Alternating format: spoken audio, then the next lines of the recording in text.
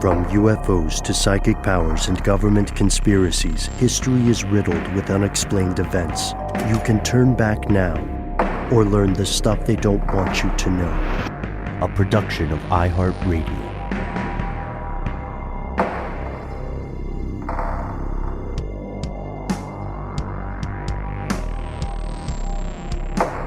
Hello, welcome back to the show. My name is Matt. My name is Noel. They call me Ben. We are joined as always with our super producer, Paul Mission Control Decant. Most importantly, you are here, and that makes this the stuff they don't want you to know.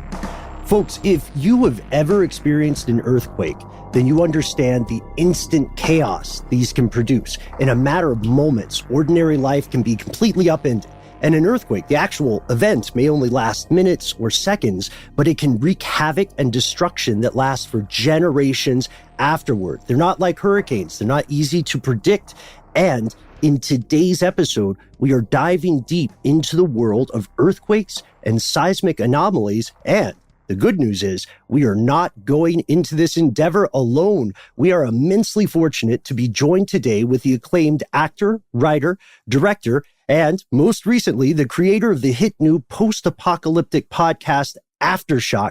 Please join us in welcoming the one and only Sarah Wayne Callies. Sarah, thank you so much for joining us today. Thank you so much for having me. I'm excited to talk to you guys. Can I just say post-apocalyptic podcast is the best thing I've ever heard.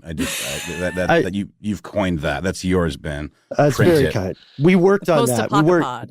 Yeah. Okay, nope, that's the new one. That's the good one. Wins.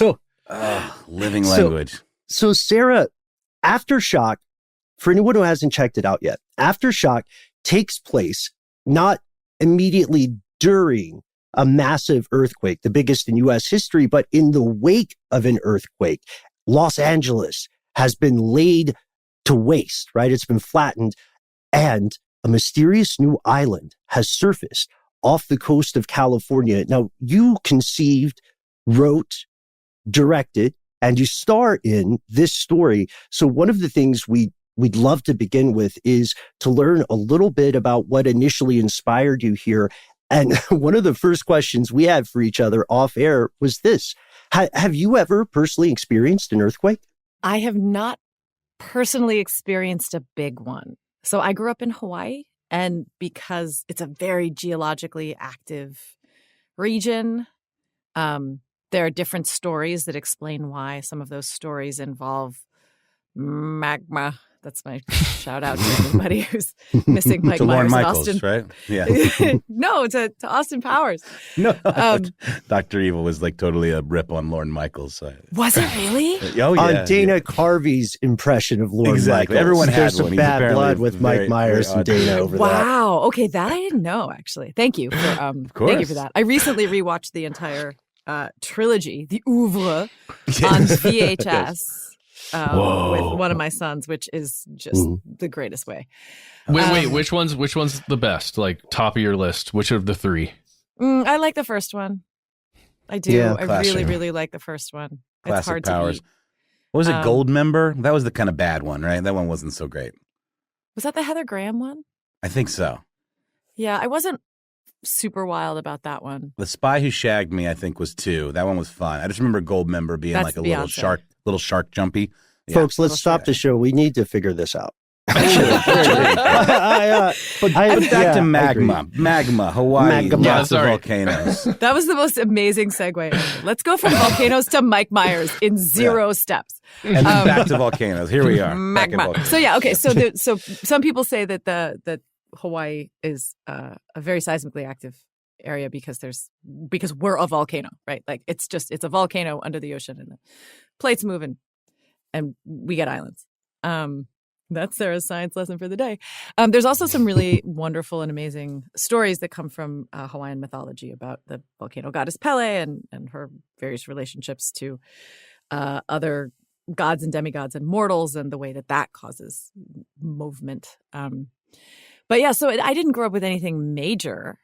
The only dramatic moment I had in an earthquake was self-imposed. It was a moment of me trying to look like a hero and looking like an asshole. So I was staying at my friend's house, John Bernthal's house, and he at the time had a kid and a baby.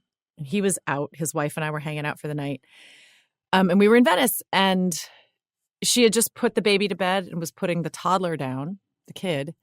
And the house started to shake, and like a picture rattled. And I was like, oh, save the baby. And that baby's sound asleep in the crib, right? Like, finally. I wake the baby up, grab the baby, run to the middle of the street, and nothing happens. And I'm all alone out there in the middle of the street with a baby that's like, okay, you know what? Don't do that again. And John's wife comes out. She's like, what is Where wrong are you with going with my baby? I was like, there's an earthquake. And it's Ben, you were talking before we started about being in Guatemala and like overreacting to something that the locals thought was not such a big deal. That's exactly what happened to me. I was in an inconsequential earthquake, and I woke up a baby to share it with me. Oh, I have to say I would probably do the same thing, just having no experience of knowing what the fight or flight activation is in that moment. Well, There's you two no are a very symptom. nurturing, kind of caretaker kind of human, Matt. I can totally see you doing that. Matt one time woke me up and hauled me out of my I carried apartment. him, In his Yeah. arms. Yeah. Was there There's an a earthquake, train. or you There were was just an- feeling sentimental? There's a train. It's fine. It would turn out to be a train. So this is fascinating though, because Sarah, you're saying it was a minor incident, but I think just from that story, that experience is so profound. People are used to the earth being solid ground, right? It's one of the few things we can kind of count on. And that's why I think it's so fascinating. And it's so, in any other context, I would use the word grounded, but it's a grounded story to look at people and say, what happens when this thing that no one can really predict, as we'll find, how do you handle it when your entire world figuratively and literally has been pushed upside down? So what was some of the inspiration here when you were first ideating about what would become Aftershock? Well, I mean, part of it actually did come from that moment where my rational self exited the building and my evolutionary brain took over and was like, we've got this, and like proceeded to make a series of really ridiculous decisions. But I think we have this veneer, and I've explored this in lots of, different parts of my career. Maybe I just draw these stories to me because I'm fascinated about them. But we have this veneer of civilization and culture and politeness and ways to behave. And it's fascinating to me how quickly that goes away, right? Like, it's a patina. It's the thinnest coating on top of the 4.5 billion years of evolution that governs the rest of our behavior. And I'm so interested in who we are in those moments, because we spend a lot of time, I think, in our lives building up a sense of ourselves. I'm a good person. I'm a rational person. I'm a calm person. I'm a sharing person. And, I don't know if you've ever been backpacking and gotten lost, even for like 6 hours and the sun's going down and you're in your head going, okay, there's 4 iodine tablets. There's 6 things of beef jerky. I brought Norm with me and he eats a lot. Like, do you know what I mean? Like, all of a sudden you start doing a radically different kind of calculus. And I also remember, and I'm not going to be able to summon the name of this book, but when I was in like middle school, we were assigned to read a book about the San Francisco earthquake. It was a novel that took place during and around the San Francisco earthquake. And it just sounded like another country, another time. I mean, there was something, I'd never heard a story about anything that happened in the U.S. that was quite as catastrophic and topsy-turvy as what happened in the course of 11 minutes or something in San Francisco. Just a series of minutes. Yeah. And with a bit of quick Googling, let's see if we can win our gambit. I think maybe Matt and Noel were doing this as well. Is the name of the novel Vera? No. I think it's called Disaster. Disaster? From Dan Kurzman. We're all going to give name. I want to say it took place in Chinatown. Okay. Clearly the content made more of an impact on you than the title, and that is absolutely fine. Well, it was also 11, which oh yeah, which yes. was okay. It was The Giver. That was definitely Outrun the Moon. No, God. Man, we're gonna keep this is gonna getting drive else. me nuts. I'm sorry, guys. Oh no, it'll No, come it's to you when perfect. you It don't sucks care to like anymore. reference something and then No, it will come to you when you don't care anymore. Mhm. It'll be like an aha moment at the end of the episode, and then it'll be like totally like the big payoff. And the audience will write in as well. That impulse that you're describing, not impulse, but that like fight or flight thing, that moment where you know it's do or die. Like, okay, I am lost in the woods. I can survive for X number of days given these circumstances. Your mind does make a shift and you can feel it. And I feel like we all felt it like the day that everyone found out, oh, we're in a pandemic. This is real. You described, we did a bonus episode for Aftershock, which I had the pleasure of executive producing for iHeart, and I got to moderate this bonus episode. And you described the moment that everyone collectively experienced when everyone's cell phones start lighting up and everyone's like, okay, this is real. You immediately booked a flight to Canada, I believe, and you got out on one of the last flights where you got there and then it was like, sorry, folks, no more flights in or out. We've closed the border. And you described that in such cinematic terms, just literally on that episode, just describing this real moment that happened to you. And it's very similar to kind of what happens in the first episode of Aftershock when the quake hits. You see the actual moment. You're kind of popping around the different characters. Again, it is very grounded in just the day-to-day lives of these characters. And then you see them all have to kind of band together and through various ways come together and kind of like, survive and create this new world, this new colony on this island that comes up. But how weird was it for you to kind of see those parallels? Obviously, you wrote this, far in advance of this real life kind of apocalyptic event happening to us as a species. What was it like to you to kind of see those parallels? And was it like super trippy? I mean, I felt a little bit like Nostradamus. And one quick point of clarification: I booked a flight to Canada because I live in Canada. There may be some people listeing who are like, weird, there's a pandemic and she decided to go to Canada. Get me out of here. I booked a flight home. I was retroactively grateful for the care we took with the epidemiology. Sure. Because we had a lot of conversations about, okay, there's a virus. What does it mean? How is it transmitted? I decided to base it on AIDS in terms of transmission. Also, I kind of grew up during the AIDS crisis, and I remembered kind of how that, tore the community apart. It was very weird to have written something that I thought was fiction, that I was reaching into the depths of my brain just for a device that would allow us to ratchet up the stakes so that we could play with these characters' interpersonal dynamics, right? Like, I don't care. Yes, it's a show about an earthquake, and yes, there's a pandemic in it, or there's a virus in it. But to me, that's just so that I can put human beings in difficult relationships with one another and see if there's a way for them to find some kind of redemption. I love that you so say much that. bleakness right now. I feel like there's dare we call it an epidemic of bleak storytelling in television and film. And it's starting to shift, I think, actually, with things like Rutherford Falls and Reservation Dogs and, things that are really rely on humor and connectivity, and maybe the Ted Lasso effect is what we're calling it. Yes, totally. We need that. But you're right. I mean, your characters are all moving towards some kind of positive outcome, and it's all about perseverance, about pushing forward, and taking advantage of those moments, not letting it crush you, not letting it deprive you of your humanity, but like making it bring forth your humanity. And that's what I was kind of getting at. I think you do a fabulous job with that character building within this world that is just sort of a frame to play with these incredible characters that, I mean, in an audio podcast, it's not easy to do, to give so much life using only your voice with no visuals. And obviously the sound design, super important. And on Aftershock, it's incredible.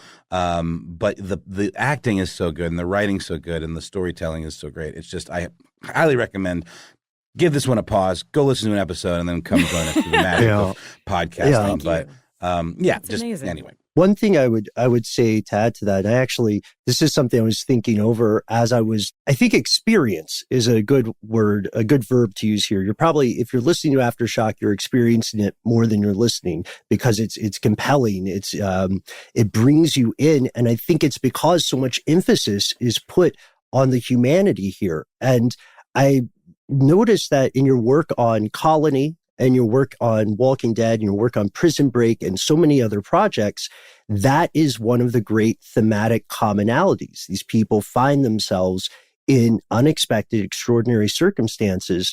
You know, sometimes the folks that you had just thought would always be your enemies become, you know, allies, and the negative of that happens as well. This seems to me to be a common thematic thread. And I have to wonder too, in your writing process, which I'd love to talk a little bit more about, in your writing process, did you find any moments where the characters themselves surprised you? Like where they made choices that you didn't see coming? Yeah, for sure. I definitely did.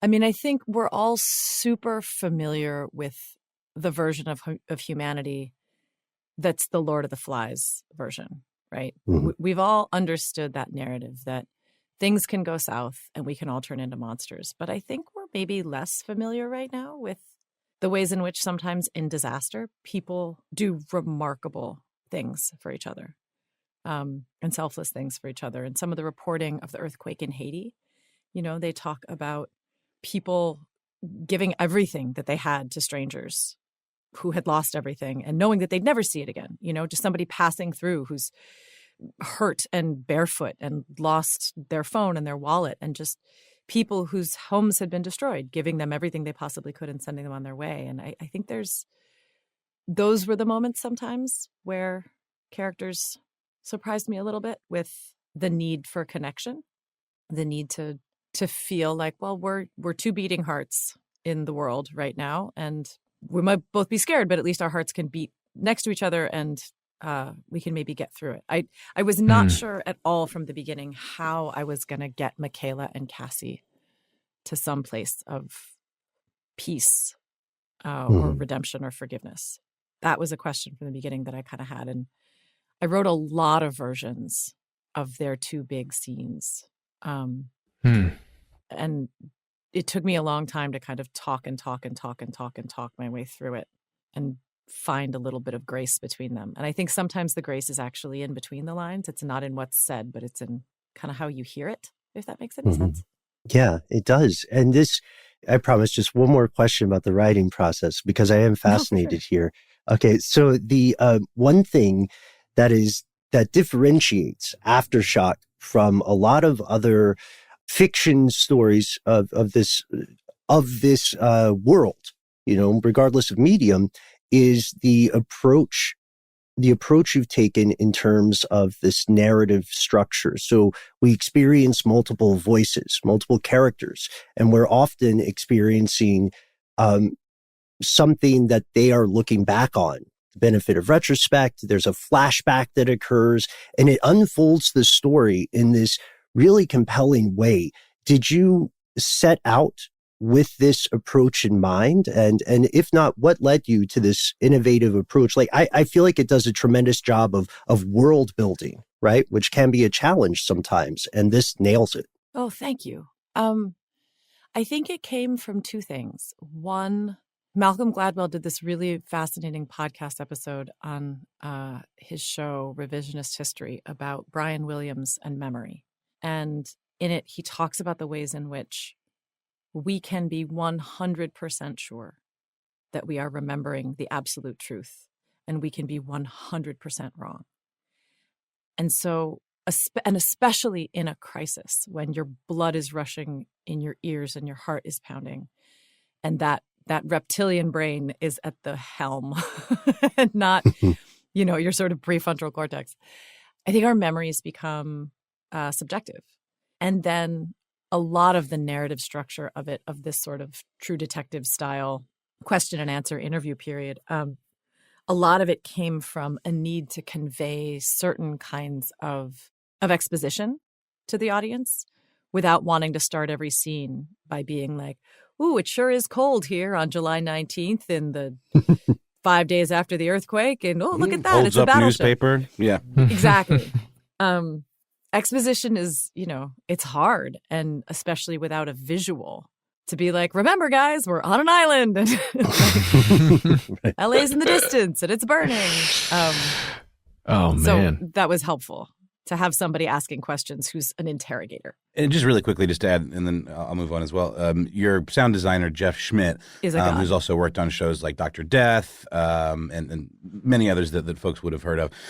He talks about how he created that sense of depth of field, like a cinematic kind of approach to audio storytelling, where he would have things in the foreground and the background, but in a much more clever way than just like, here's birds chirping and like, here's the person's really close and this person's really far away. He literally created a sense of focus and depth that you would usually only be able to achieve visually with like camera focusing and rack focusing and things like that, and the depth of field of the camera. He did that with audio, and I think that's really what like took it to the next level, especially in the pilot when like the earthquake is actually going down. It really is. It feels like you're there. It's like some of the most immersive sound design I think I've ever heard. Really, really excellent. Jeff Schmidt is a god. I mean, it's phenomenal what he did. And also, I think some of it came from just my own ignorance.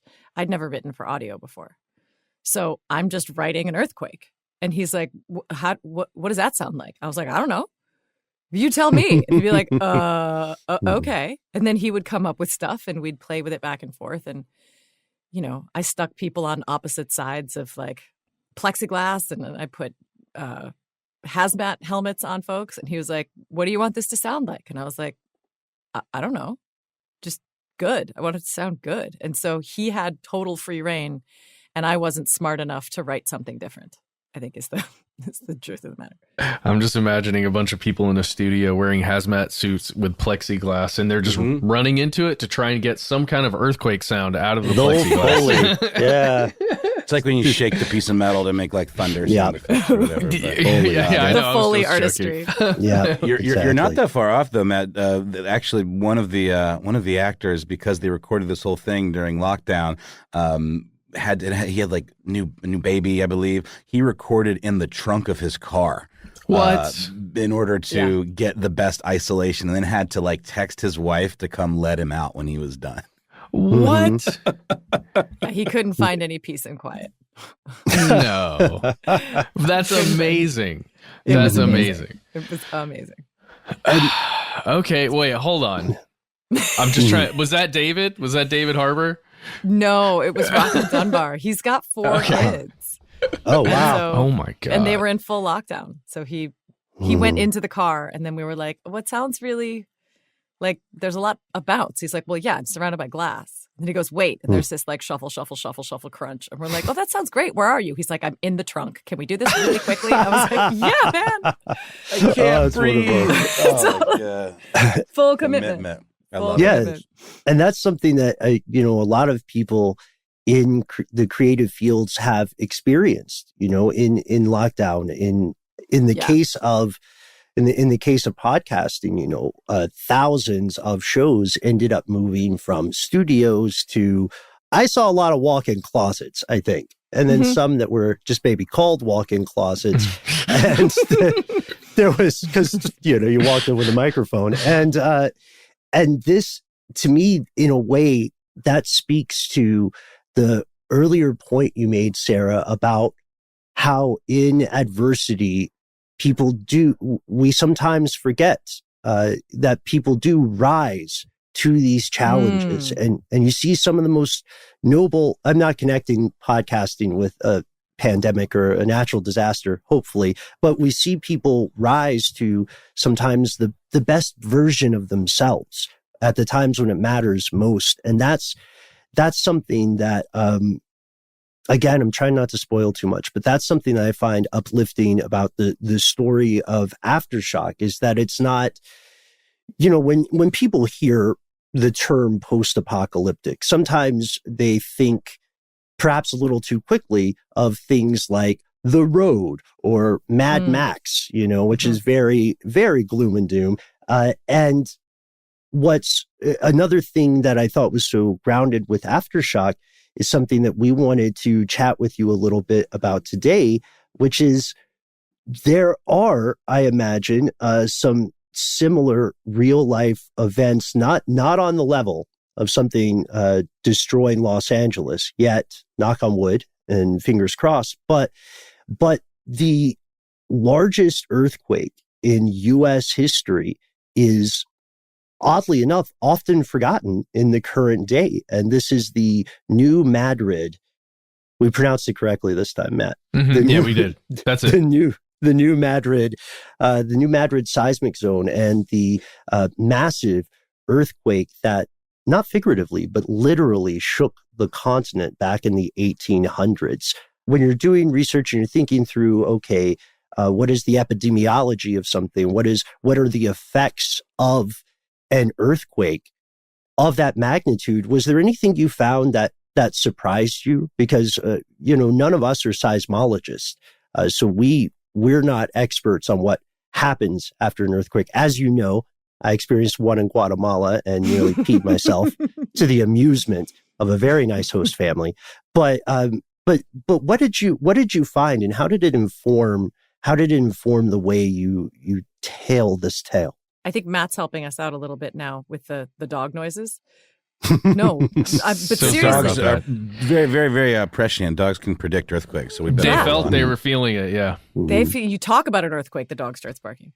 But no, I mean that surprised me, the way birds will change their behavior, dogs will change their behavior. I think you even sent me an article about the Missouri earthquakes, that birds will flock to people, dogs will often run away. That we think of these things as much more of a surprise maybe than other animal life, who are like, I have been trying to tell you for the last 18 hours that this shit is going to blow.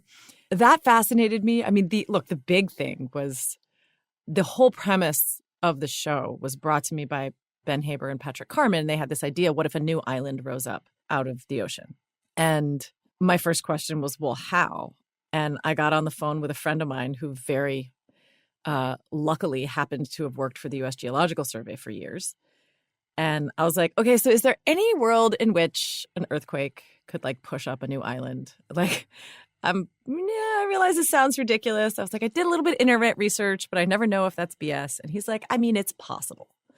I'm not going to say it's going to happen, but it's possible. And so we went from there. But that was the big surprise to me, is that there can be kind of geological events miles away from the epicenter that are so still so profound. Oh, yeah. We're going to take a quick break, but we'll be right back.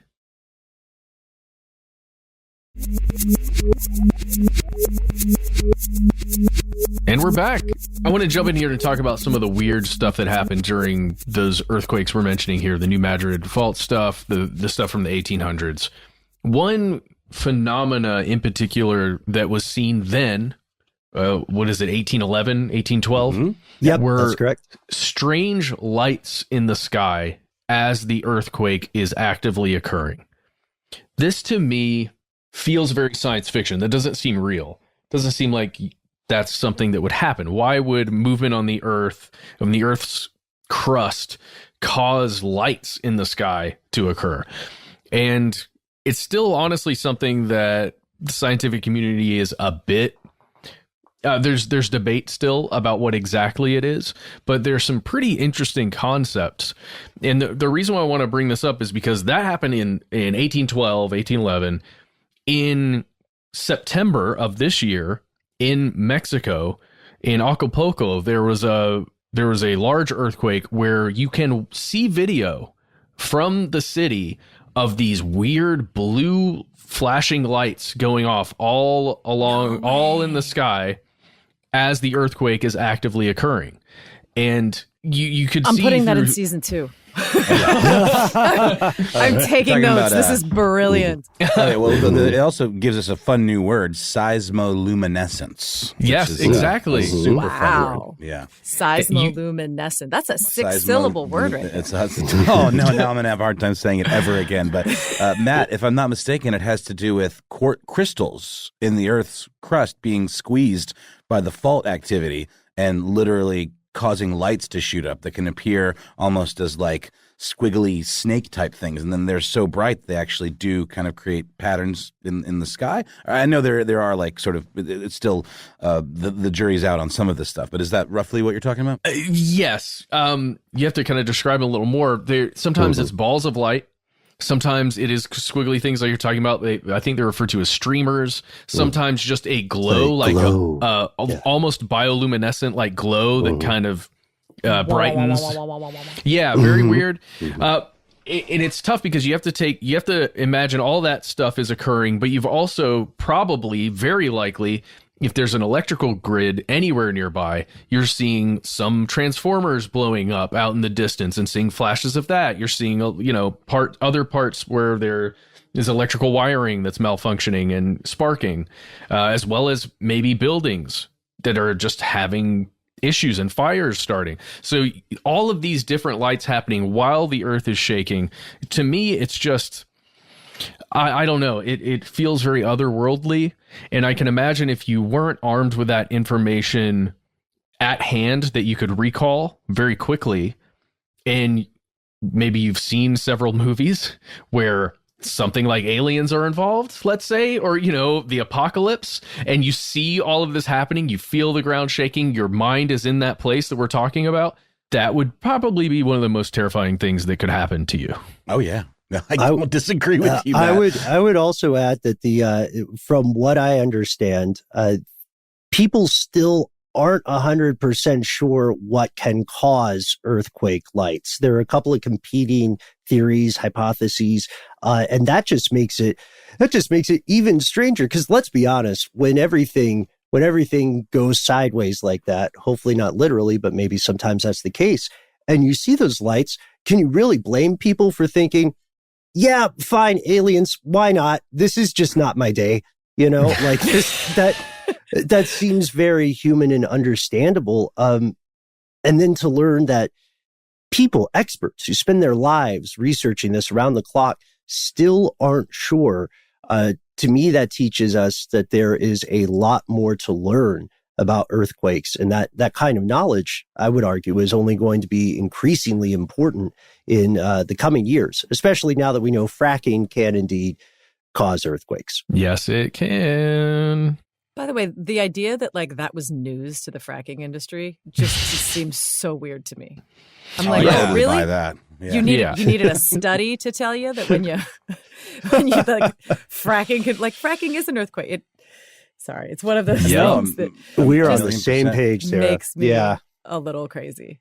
Well, there's also there's a bunch of these seismic anomalies and phenomenon that are associated specifically with the New Madrid event of the early 1800s. Another one of them is something called a sand boil, where basically weight from high river water pushes down on the layers of soil underneath it, and the water can find these weak spots in the soil, and it seeps up to the surface, and it actually looks like the sand is kind of boiling up out of the ground. So again, I mean, think about this is the 1800s. People are seeing this. Like Revelations. That's what I'm saying. I would think the world was coming to an end. People were thinking they were going to get raptured. Straight up. It's weird too. Nobody died that we know of. One person. I think. Yeah, one person died. Correct. And there were maybe some missing folks where they didn't find the bodies. And that's another crazy one that has to do with these fissures that can just open up, like a sinkhole style, and just literally swallow you into the depths of the earth. Which means that, because maybe lack of record keeping then, or maybe things that got lost in the chaos, maybe there were more people that were killed than just the one person that we know of. But all of this stuff taken together with the limited scientific knowledge that they had at the time, I think would have made for some real nightmare fuel. Well, it feels like a religious experience, right? I've never seen the Aurora Borealis. That's on my bucket list. But every time I see a photo of it, I was like, well, that's magic. I'm sure there's science behind it. I'm sure people have studied this, but I was like, no, that's just magic. And that's my story, and I'm sticking to it. And if that was accompanied by sand boiling up from the earth and the earth shaking, and because the other thing was the Mississippi River reversed direction for a second, right? Right. Started flowing in the opposite direction. I mean, again, the rational, college educated part of me would probably leave the building, and in her place would be caveman Sarah, being yeah, you'd want to find an island you could escape to, a newly formed island. Right. And then even to that point, you know, there are different kinds of intelligence, right? We're different people depending on the context. So if you have already experienced perhaps one of the most traumatic events of your life, and then in the case of New Madrid in 1811 and 1812, seeing a river literally flow backwards is going to give you some real serious questions about spirituality. And we know for a fact that this was the case. And I think it's also very realistic in Aftershock, the way that we have some people who, for better or worse, have turned to spiritual answers to explain what has taken place. Mm-hmm. Yeah. And I always want to make room for both. One of my really good friends in Vancouver is a bishop in the Old Catholic Church, which is like not the Roman Catholic Church. It's like a thing, the capital O, Old Catholic Church. And we have different relationships to a lot of things. But whenever I'm trying to create something to write, I want to make sure that the bishop and I can both participate in it and not feel judged. Like, I feel like there's so much, and this is a little soapboxy, and I apologize, but no, I feel like please, there's so please. much division of like people of faith are stupid, or like people who believe in science are being lied to. And there's just this it's a different approach than the one I grew up with, which is sit down, break bread, have a meal together. You don't have to agree. You just have to be kind. You have to be nice to each other. You have to be respectful of each other's different opinions. And I think it was important to me in Aftershock that there were some people who took this as something deeply and profoundly spiritual. And it can be if that's how it affects you, right? If you change the thrust of your life and personality in response to something, then in your life it has become a spiritual event. Absolutely. And then there's another explanation that has to do with science and refraction and plate tectonics and things like that. But it would be awfully nice if we could find ways for things like that to coexist without screaming judgment at each other. I'm just tired of that. 100%. It's a false dichotomy, you know? It really is. If I could accompany you on the soapbox, you know, I think one of the things people forget is... Oh, thank you. Thank you for having me. It's one thing that far too many people forget is that science at its best attempts to answer how something occurs, right? And spirituality is concerned with why. And those are two incredibly noble, and I would argue equal endeavors. And the idea that I think perhaps for some people it is a mean-spirited comfort of sorts to dismiss those sorts of philosophies that they may not personally ascribe to. But I also think those people are shortchanging themselves because ultimately both of those questions are continuing endeavors, right? Not people haven't all decided to agree on one spiritual belief any more than seismologists have been able to successfully predict an earthquake. Science is still asking how, and spirituality is still the quest to answer why. And with that in mind, like I think that's, not to fanboy too much, but I think that's something that's really brilliant about the characters in this story, because having those viewpoints, having those differing perspectives, it makes people feel more real. Because even folks who don't openly talk about that probably deal with the same dilemmas, I would say. Okay, I'm off the soapbox. Wait, Matt, you just went for a book. What book did you get? Oh, I did. This is something my grandfather gave me. It's called Remembering Socrates. You probably can't even read it because of my crazy ring light. But it has some interesting things in there about how we as humans like handle our belief in God. But one of the major things that it hits on is the Socratic method, which is what you're talking about. It's really just listening. When you're talking about sitting at that table with people who have differing beliefs, you got to do more listening than talking. That's the way you actually grow. In my opinion, really that's just sorry. That's what I was reaching for it. Well, it's interesting too. The spirituality kind of enters into this when we're talking about the New Madrid earthquakes. Right before the earthquakes happened, there was this crazy comet that was visible around the planet for 17 months.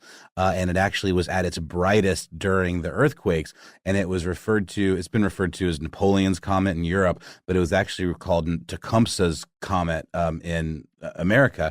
And Tecumseh was a Shawnee First Nation tribal leader, and he had a brother who was referred to as the prophet, and he was really good at foretelling events. Like, that's how you get a nickname like the prophet. He apparently predicted a total eclipse of the sun that happened in 1806. And then on September 17th of 1811, there was another solar eclipse, which he had predicted, and that kind of preceded the earthquakes as well. It's a whole thing. And then there's another story about how the Mississippi running in reverse was seen by the Muskogee tribal members as a sign from a river god called, I believe, like the Thai snake gods, I think what it was called, as a sign that they should rise up against the European colonists who had like kind of changed their whole way of life, and that it was a call from beyond the veil to like return to a simpler way of life. And long story short, they did rebel, but word got out and it kind of got quashed, and it ultimately led to the ejection of all these First Nations people from the area. So essentially, it led to the Trail of Tears. So this spiritual interpretation of a natural phenomenon led to this shift, not only tectonically, but like historically. I didn't realize that's real. Mm-hmm. Yeah, the comet was visible for that long. Yep. Mm-hmm. Wow, it hadn't been seen previously. It's one that's just like out there and it orbits, and I think it had been seen previously in the time of Ramses in ancient Egypt. Most comets are just out there orbiting. Yeah. You know what I mean? You don't know what their circuit is except for a few. Yeah. But I think that's compelling, right? Because again, to the point you made, Sarah, there's not a reason to denigrate somebody's personal spiritual interpretation of a thing. And science and faith do coexist and have for years, right? The origins of science are rooted in philosophical things that might be considered spiritual today. And maybe to what you were saying earlier, it takes for some people, and sometimes it takes a massive unexpected event to bring that to bear in their own, what would you call it, front of mind for them to admit it. We'll pause for a moment for a word from our sponsors before returning with more from Sarah Wayne Callies.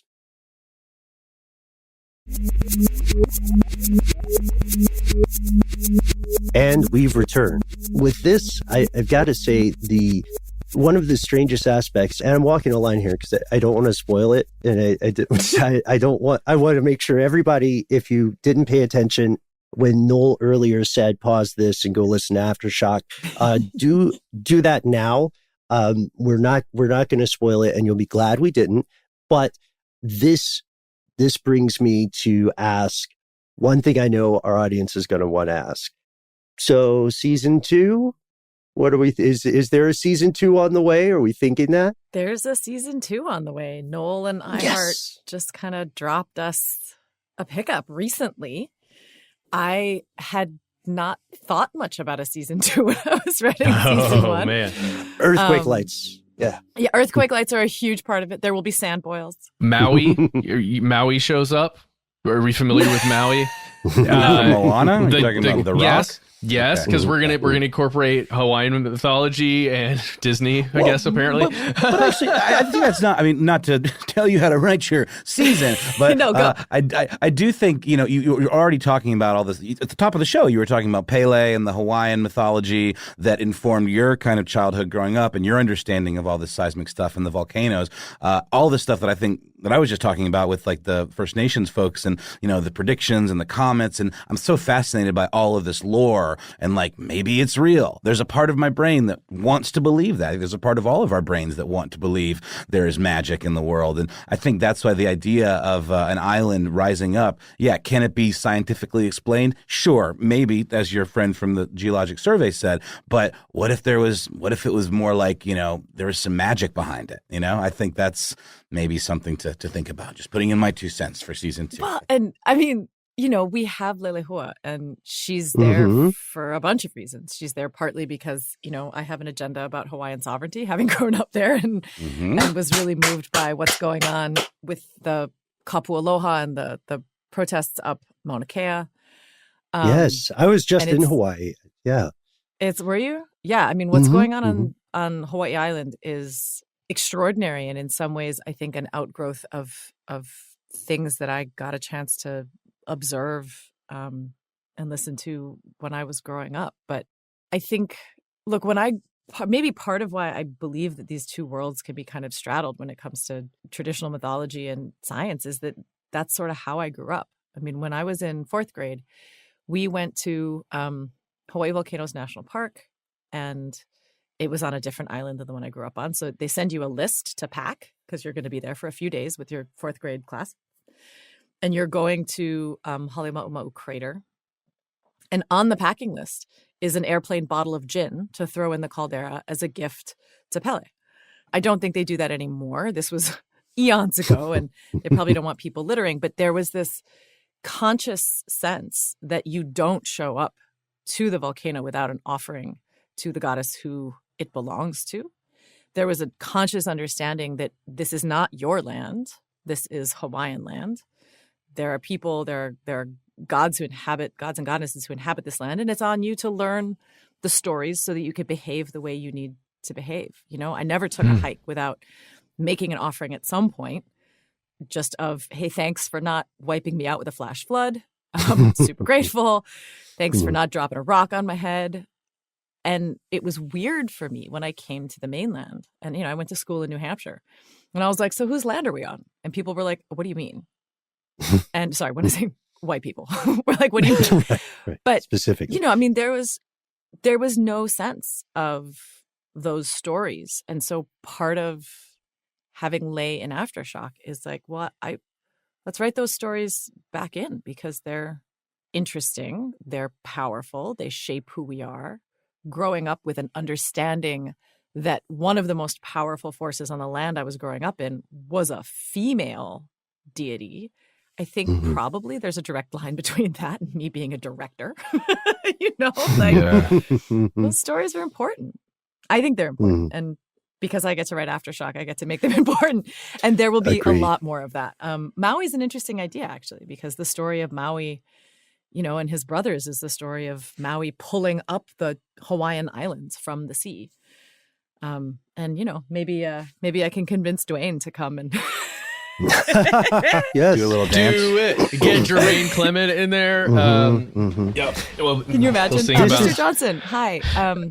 Can I? No, $500. No, $500. Just dollars, not million. Yeah, just dollars. It's a podcast. You know what? Have you listened to a podcast? But you can do it from your closet. Yes. Or the trunk of your car. Are you still there? Are you still there? Yeah. No. Right.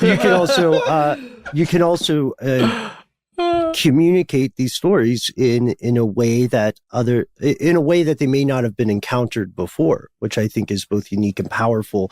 I also do want to add, for the skeptics in the crowd who are saying something like, "Oh, well, you virtually would never find an island rising. They all come from somewhere." And people may be surprised to learn that as recently as August of this year, just last month, new islands were being discovered. There was one just found off the coast, like slightly above Greenland. It's the most northernmost island in the world so far. Awesome. Yes, way.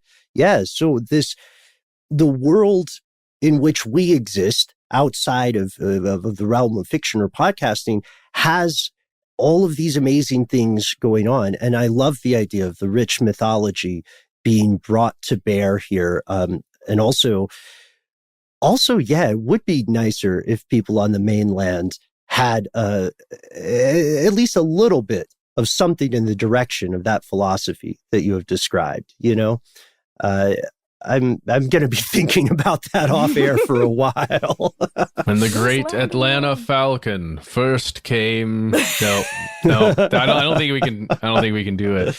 I don't know. Wachowson, the Wind Eagle, you could get there. Mm-hmm. You could get there. Okay. You could get there. Is that a Cherokee myth? I can't remember. Oh. If it's Cherokee, then Cherokee country is close enough to Atlanta that you might be able to get away with the Wachowson myth. Oh yeah, man. I'll be honest, I know more about that than I do the Atlanta Falcons. I'm embarrassed to say. Is that basketball or all right? We'll figure. I think it's water polo. Does Atlanta have a hockey team? Tell me they have a hockey team. We did once. Once upon a time, the Atlanta Thrashers. The Atlanta curling team. We're holding out hope. Our petition has not been answered, but of course, you've got to shoot your shot. And at this point, we do want to note, as we said in the beginning, that currently scientists cannot successfully predict the day and time of an earthquake. Instead, what they can do is they can make models based on past events, and they can explore things like seismic zones and fault lines and predict areas where, just like Aftershock, they can predict areas where earthquakes are likely to occur. And this is something that, can alarm people sometimes. There are a lot of factors at play. Sarah, you mentioned earlier, we understand that when the plates shift, right, that's when it can be earthquake time. But again, for this story, and I believe for many people who have survived events like this in real life, the thing that stays with them are those human moments. And that's what I would posit. That's what all amazing stories are ultimately about. When you get down to the interactions, the triumphs and the travails of the characters. So now that we know a little bit about season 2, which again, no spoilers yet, we have to ask, Sarah, because the audience is going to ask us, where can our listeners go to learn more about your work, and where can they go to learn more about you? To learn more about my work makes it sound like I have an oeuvre. You do. It's tough. Yeah, you haven't really done much, right, Sarah? You haven't been in all things. Where can they go? I mean, I don't know. You could follow me on Instagram, but it's a good follow. Highly recommend. Oh, hey, thanks. You could do that, or you could. I think some of my stuff's on Netflix. Some of it's someplace else. I don't know. You never know these days. Things are always hopping around all over these different streaming. It's like basically like cable all over again, but like way more confusing. At least then it was all in one, on-demand menu. Hey, let me hype man you real quick. I'm just going to say you can also listen and subscribe to Aftershock on the iHeartRadio app, Apple Podcasts, or wherever you get your podcasts. Do that. That's what I should have said. Sure. That right there. Mm-hmm. That's it. Yep. Just ask Noel. I got you. I got your back. Nice.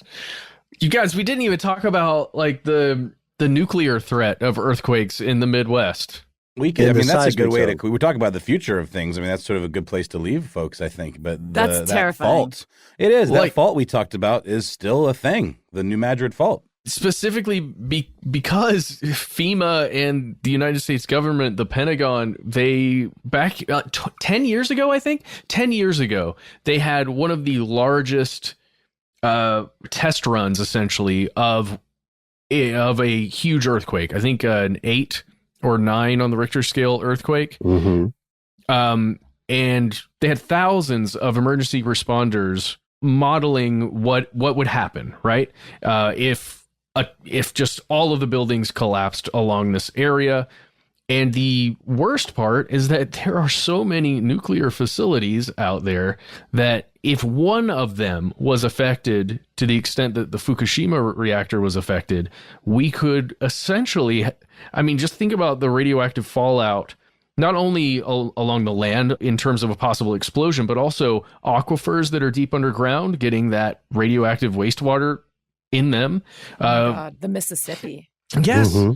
Yes. It doesn't matter which way it's going. If there's radioactive wastewater in there, no bueno. Anyway, it's FEMA and the Pentagon have been thinking about that for a long time because they're aware it's not an if thing, it's a when thing. Mm-hmm. That's a terrifying thought because I feel like we spend a lot of time thinking about the military and war games and the threat, whether it's China or Russia or someplace, Iran, North Korea. The idea that the entire country could melt down from the middle with some like chain reaction of nuclear reactors. That's a disaster too big for Michael Bay to make it a movie. You know what I mean? Like there's just there's no wrapping your head around that. I disagree, though. I think Michael Bay could explode way more things in his movies. He's calling it a geological survey right now. Yes, Michael Bay, famously subtle filmmaker, known for his nuance. Yes, this. If you want to read that study in full, folks, you can. By the way, find it online. Everything Matt just described is factual. That's on, you can see it, I believe, through the U.S. Geological Survey. Yep. Wired has a great article called Pentagon Quake Nightmare, Fukushima on the Mississippi. So at the very least, maybe it's something that will inspire you after you listen to this episode to go find your loved ones. You don't have to explain yourself because you love them. Just give them a hug. and to have some positive energy for them here. Sarah, again, thank you so very much for taking the time to be with us here today. We can't wait for everybody to hear Aftershock. And we're also going to ask, what do you think, fellas? Let's ask our fellow listeners here to give us maybe their stories of earthquakes, their stories of surviving related disasters. We would love to hear from you, and we try to be easy to find online. That's right. We are Conspiracy Stuff on Twitter, on YouTube, and on, what's the other one, guys? Facebook. That's the one. We also have a Facebook group called Here's Where It Gets Crazy. Just answer one simple question. It's not a riddle. It's very straightforward. Just say the name of Ben, Matt, or myself, or just say something to let us know that you're not like a Russian bot and that you actually listen to the show and you're in. Great memes to be had, great conversations with great folks. If you don't want to do any of that stuff, you can also give us a telephone call. That's right. Telephone. I remember. Right? Yes. Mm-hmm. Yes. The telephone? You use your mouth and one of these, and you can talk to us through this ancient technology. Yes, through the Black Mirror, we exist. So our number is 1-833-STDWYTK. That's just stuff they don't want you to know. All the first letters. You can leave us a message for 3 minutes. That's what you've got. Please give yourself an awesome nickname. Don't tell us your real name. It can just be middling. It's no pressure. It can be related to native mythology, Hawaiian mythology. Mm-hmm. Yeah, it could whatever be nuclear you want meltdown. It could be blueberry pomegranate. We don't care. Michael Bay's nuclear about meltdown. Michael Bay's nuclear meltdown. That's what they call it when he pitches a fit on set. Oh boy! Oh. So just Michael Bay on set. Michael, you can call us too if you want. Yes. So It's going to take him more than 3 minutes to say what he has to say to him. That's right. Hey, and if you, like Michael Bay, need more time, please instead send us a good old-fashioned email. We are conspiracy@iHeartRadio.com.